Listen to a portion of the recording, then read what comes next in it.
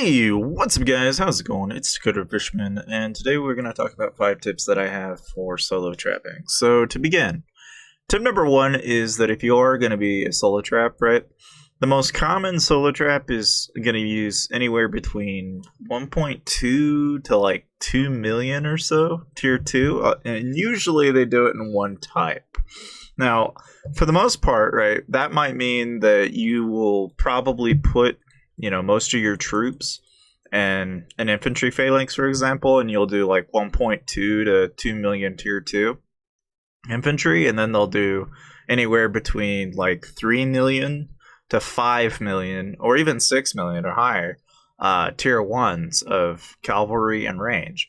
And it varies from person to person, but that's what a solo trap will carry. Some solo traps will change that out depending on what they want to do. Like, maybe they've got the other phalanxes, maybe they don't. It all depends.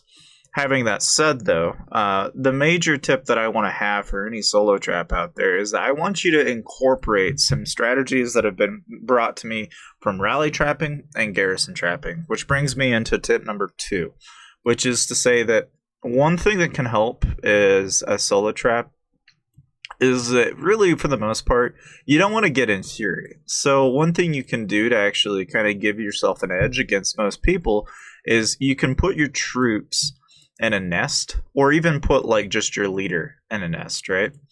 Now, the benefit of doing something like this is that when someone scouts you, they're going to notice that you have a troop in a dark nest, but they might not catch on to the fact that your leader is, well, in the nest.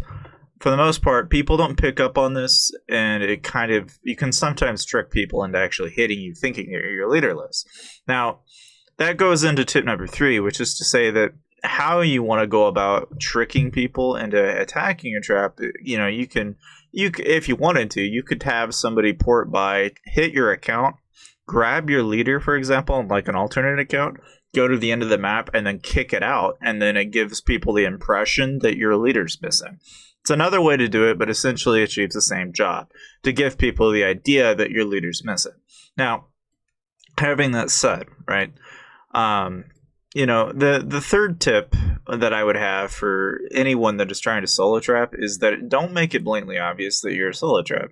I think a lot of people will put too much emphasis in going on towards the base, or they go and, they port by like a handful of guilds and an enemy kingdom, for example, during KVK, and they stress it so much that people know almost right away. Now, I would say if you're a solo trap and you're really wanting to get someone to hit you, I think one thing that you can do to really kind of speed that up a little bit is oftentimes what people are going to look for is resources.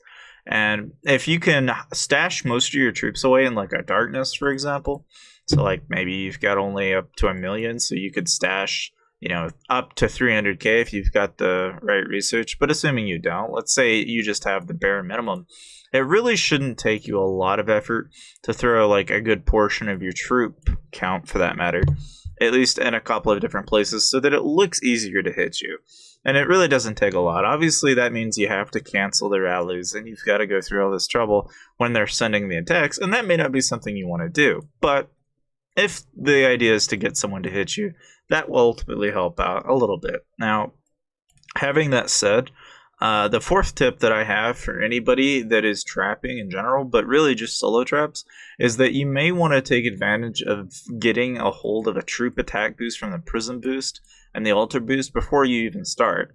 I mean, funny enough, if you've got like an alternate account, or you've got like little baby accounts out and around that you can grab, if you get their leaders and you can maintain your account for at least 24 hours, or at least a day or two, you can actually make use of this boost that you get out of the prison, as well as getting the boost from the altar. And this is a huge chunk of stats that I think a lot of people tend to ignore, but it's really good if you can actually get a hold of it.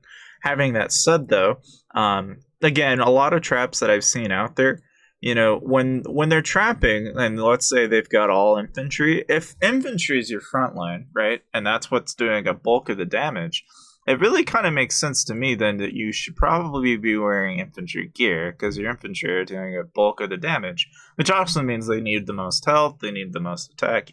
yada yada yada. Obviously, that's going to vary depending on what you're getting hit with. Like, if you're an infantry phalanx and you're getting hit with cavalry, then yeah, it probably would be smart of you to go range phalanx. But that assumes you have tier 2 range, right? So again, it's another complement to that particular issue, but it's just something that people have to get around. Now, the fifth tip to this, when it comes to solo trapping in particular, is that really I find all too often that a lot of the time when people are trapping, or at least when they start out, most of the time I think they don't find any patience, I think. And so they try to go out into kingdom chat and they beg for somebody to come by and hit them, or they do things that would beg an attack. But here's what I suggest. If this is really your aim, right, and you want somebody to hit you, you could always get an alternate account and have your alternate send a attack, like a normal attack, I guess, like a one troop attack with the leader, and put it inside the fort, and then get on your alternate account and be like, hey, this person has my leader, blah, blah, blah, blah, blah, blah, blah. And that might provoke some interest, right? Obviously, if you set a bounty on there, that's going to provoke even more interest. But I think most of all, right, depending on the kind of trap you are, whether you're trying to be anti-scouted or not anti-scouted, whether you're in Fury or whether you're not in Fury, I think ultimately the idea on how you bait and how you get somebody to hit you is really going to be determined on what you're wanting to aim for, because if you're like me, if I'm trying to solo trap, a lot of the time what I would do is I would just put 70 or so million gold in my account, and then I was using the resource bait, which is to say that I basically just sat there, waited until someone scouted my account with no anti-scout on, and whatever I did, right, whether I sent a garrison out or maybe I put some troops at a dark nest or something, I would wait until somebody would go on their own to port by and take the effort and try to send a bunch of solos to try and clean me out, and that in itself worked often pretty much every single time. And then,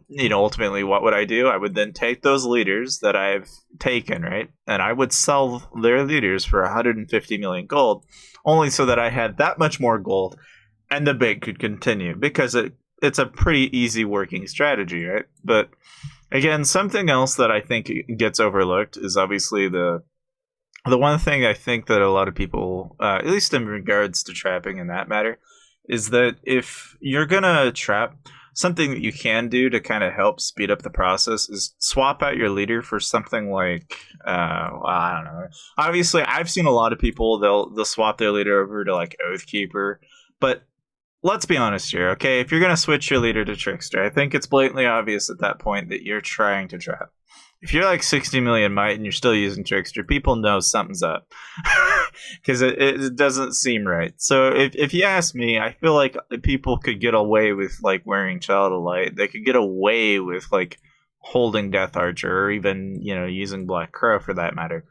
Or, even Shade, those are heroes that people would go, okay, maybe I could understand. Or even Demon Slayer or Soul Forger. Like, you look at those heroes and you're like, okay, I could kind of see where they're coming from with that. But even then, right, it's kind of like, why am I using Death Knight? This is a common question now. I don't know why everybody's been asking me in the comment section about this. Like, why are you using Comet? Like, why? Why bother using Death Knight? To answer your questions, right, because I know this is a commonly asked question, but having that said, part of the reason why I actually wear Death Knight is for the same reason that most traps should pick these kind of heroes. Because immediately people go, well, either this person knows nothing, right? Because the thing is, all right, especially with Death Knight in particular, anybody to everybody knows that if you click on Death Knight's stats and you actually take a glance at that, you see that there's only defense and HP. There's no attack. So people go, well, that's not going to help them, right? And that's something that, even gray tier heroes, or, not even fully maxed out heroes, like maybe you put on a pay to play hero, these are things that people are going to look at and they're going to think, that doesn't seem quite right. And those are things that I think, ultimately will help you in terms of trapping and getting a better chance at actually getting people to hit you. Now, I did give you away a couple of pretty much a troop composition that you could use. But in theory, really, ultimately, you just want to focus primarily, right?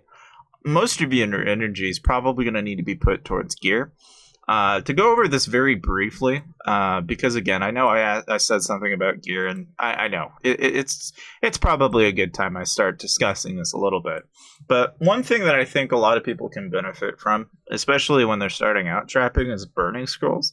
Now, obviously, not everybody has burning scrolls, and so what you can use as an alternative when you're starting out is a lot of the time, most people, all right, what they'll do is they'll just click on the accessories here, and then essentially all you need to get, if we can go down the list and find it, wherever it is. Okay, the Lost Island relics are like a really nice alternative. Obviously getting them in a mythic is overkill because it just is, but one thing that you can use with the Lost Island relics for the most part is it's an easy inf range and an HP boost, which will help out enormously.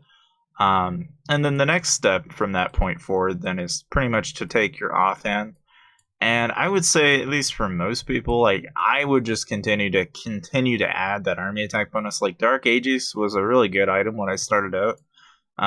But something that I think, although not everybody's going to have access to it, I like the Lunar Scimitar, because what that does is that just complements the range that you've got in the backline, and that just makes it that much better because of the HP. But that's just me. Having that said, though, then the main hand, I mean, again, going back to the fact that the Skull Crusher would be really great, right? But most people aren't going to be able to get it. It's like a really far and in between. So something that I would say most people end up picking up is the Fiery Tomahawk, because, again, that complements all three stats all at the same time, and you're not having to do a whole lot of work to do it. But I would say if you're somebody that's got like a little money on hand and you're not like too precarious about spending, because obviously it is going to take a little bit. Something that I thought was kind of helpful, at least when I was starting out, is I actually ended up picking up the Frostwing Greatsword, which over time is kind of like the Fiery Tomahawk's bigger brother, because it basically gives you a bonus into 3 stats all at the same time, and that's a pretty helpful piece to have. Now, for the leggings, and I'm going to rush through here a little quicker, so again, Honeycomb Chaps is a really commonly picked item because you need to fill the calf stats at this point, as well as the range stats. And so this is not a bad option, I would say, for most people. But if you're looking for something that's like a step up from that, I would say the Winter Stompers are an okay replacement. Or, and another piece in particular that I really like to use, at least when I was trapping, is I was actually making use of, I think I would swap, depending on what was getting sent at me, right? I would probably swap between Corrupted Boots, Honeycomb Chaps, or the actual Winter Stompers, depending on what the situation provided. And part of the reason why I like the Winter Stompers is, yeah, it's defense stats, right? Which I know, some people are like, the defense stats don't mean anything. Well, look, to some extent, right, defense stats is not as bad as most people make it out to seem. To answer the question of whether or not, what the hell is it exactly, the easiest answer is the defense stats are basically negating attack stats.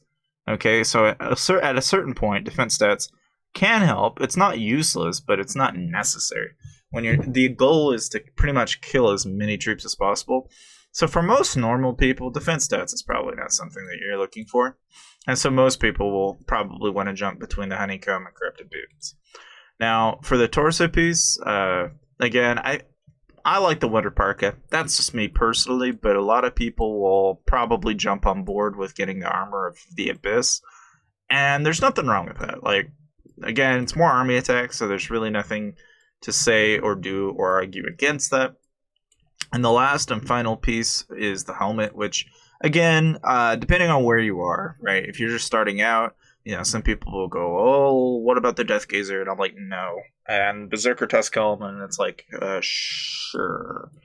But I think most people, they'll either get like the Indulgent Visage, which is more inf in range, because again, free-to-play players kind of start off with a really decent inf range setup, or they can go to the Bloodstained Helms. I mean, there's really no harm done there, right? But I would say, if anything, if you're having to pick, I would say I think most people probably would benefit if they can, if they can work up on the actual. I mean, if you're having a really hard time grabbing the gear necessary, I feel like some people could benefit from the Frostwing Helm a little bit because of the HP.